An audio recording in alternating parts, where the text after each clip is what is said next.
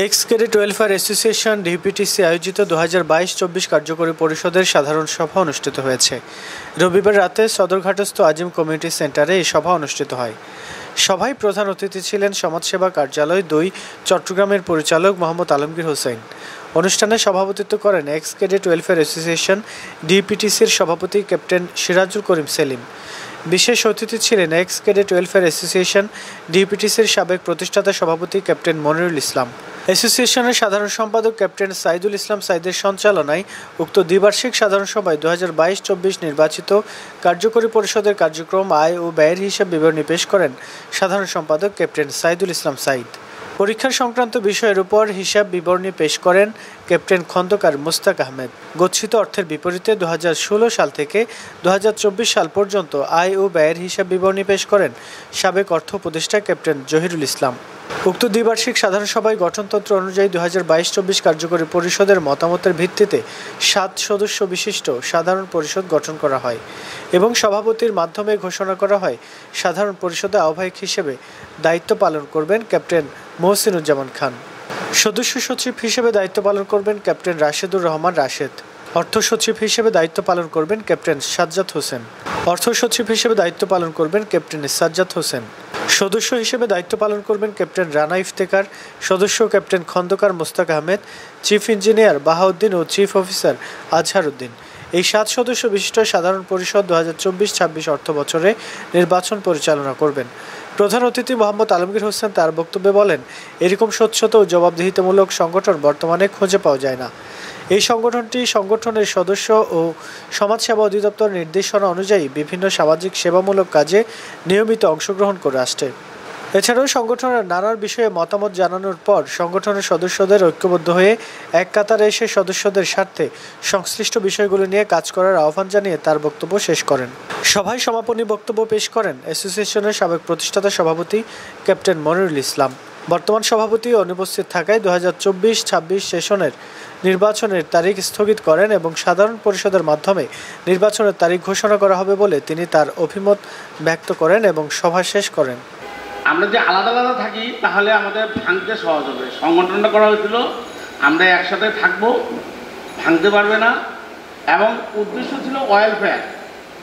আমরা সবাইকে একজন একজন সহায়তা করবো, গরিবদের সহায়তা করবো, এটি আমাদের মূল উদ্দেশ্য ছিল। আমরা যখন এটা প্রতিষ্ঠা করি, ইনশাল্লাহ আমরা করছিও। আমরা কিছু লোককে সেলাই কাজ শিখেছি, কিছু দুস্থ মহিলাদের।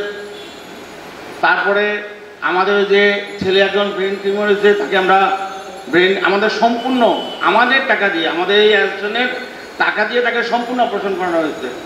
আল্লাহর আমাদের সে সুস্থ আছে, বিয়ে করছে, বাচ্চা হয়েছে কিনা যাই না, জানো বাচ্চা হয়েছে, বিয়েও করছে। অথচ সেই মরার পথে তার এমন কোনো অর্থ ছিল না, সে অপারেশন করাবে, টিউমারের অপারেশন করাবে। তাকে আমরা আমাদের এই অ্যাকশনের পক্ষ থেকে টাকা দিয়ে, সম্পূর্ণ টাকা দিয়ে তাকে অপারেশন করানো হয়েছে। আমাদের অ্যাকশন আমরা পাই নাই, কি অনেক কিছু পাইছি। এই অ্যাকশন করার পরে ইনশাল্লাহ আমরা অনেক পেয়েছি, আমাদের অর্জন অনেক। তারপরে যে যারা সাগরে মারা গেল, জাহাজ ডুবে, তাদেরকে আমরা আর্থিক সহায়তা করছি, তাদের পরিবারকে। শুধু একবার না, কয়েকবার আর্থিক সহায়তা করছি। কিছুদিন আগেও লাস্ট আমাদের এই মহাসিন সাহেব আমাদের কাছ থেকে টাকা নিয়ে একজন দুস্থ কিডনি রোগীকে সাহায্য করলো। ইনশাল্লাহ আমাদের অ্যাসোসিয়েশনের পক্ষ থেকে সমাজ কল্যাণের যতগুলো কাজ আছে আমরা করি, আমরা ওয়েলফেয়ারের কাজগুলো করতেছি ইনশাল্লাহ, আমাদের এটা সবার সহায়তার কারণে। আপনাদের যারা সদস্যরা আছেন, আপনারা মিলে একটা তহবিল গঠন করেছেন। সেই তহবিলের মাধ্যমে আপনারা আপনাদের সদস্য যারা আছেন তাদের বিপদে আপদে প্রয়োজনে আপনারা এগিয়ে আসতেছেন। ধরেন একজনের সমস্যা হলো, আমরা যদি 100 জন 10 টাকা করে দিই তাহলে 1000 টাকা হয়ে যায়। অর্থাৎ এটা হচ্ছে সবার সম্মিলিত অংশগ্রহণে, মানে মানবতার জন্য একত্রিত হওয়া। মানে সমাজসেবা অধিদপ্তর যেটা করে, যেমন আমরা বয়স্ক ভাতা দিয়ে থাকি, আমরা বিধবা ভাতা দিয়ে থাকি, আমরা প্রতিবন্ধী ভাতা দিয়ে থাকি, আমরা ক্যান্সার, কিডনি, লিভার সিরোসিস, স্ট্রোকে প্যারালাইজড, জন্মগত হৃদরোগ, থ্যালাসেমিয়া, এই ধরনের যেগুলো খুব জটিল রোগ, সেখানে আমরা একটা আর্থিক অনুদান দিয়ে থাকি।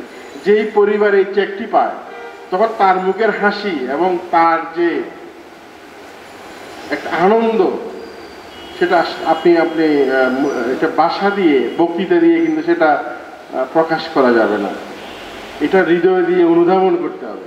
তা আপনাদের এই ধরনের যে আয়োজন, মানে আমি এই সংগঠনটার যে সামাজিক কার্যক্রমগুলো আসলেই প্রশংসার দাবিদার। তা আমরা আসলে সমস্যা অধিদপ্তর থেকে যে আর্থিক অনুদানটা দিয়ে থাকি সেটি কিন্তু খুবই নগণ্য। আপনারা যে লাখ লাখ টাকার কথা বলছেন, এদিকে ভাই বলছে 9 লাখ টাকা জমা আছে, কিংবা আপনাদের 4 লক্ষ টাকা সঞ্চয়পত্র আছে, আমি দু একটা কথা শুনেছি। এগুলোর তুলনায় আমার 34,000 টাকা মানে আমরা দিয়েছিলাম সর্বশেষ অর্থ বছরে। এই বছর আরেকটু হয়তো বাড়বে, এটা খুব 42,000 টাকা হতে পারে, মানে অল্প অল্প। এটা আসলে কিছুই না আপনাদের জন্য, কিন্তু এটা হচ্ছে একটা রিকগনিশন। মানে কি? স্বীকৃতি। আপনি যে সমাজের জন্য, কমিউনিটির জন্য, দেশের জন্য আপনি কাজ করছেন, সেটার জন্য একটা স্বীকৃতি দেওয়া। এটা হচ্ছে রাষ্ট্রীয় স্বীকৃতি। সরকার আপনাকে স্বীকৃতি দিচ্ছে যে হ্যাঁ, আপনার এই সংগঠন এক্স ক্যাডেট ওয়েলফেয়ার অ্যাসোসিয়েশন সমাজের জন্য, দেশের জন্য, যারা এখানকার সদস্য আছে তাদের পরিবারের জন্য ভালো কাজটি করছে, সেটার স্বীকৃতি দেওয়া, আর কিছু না। কিন্তু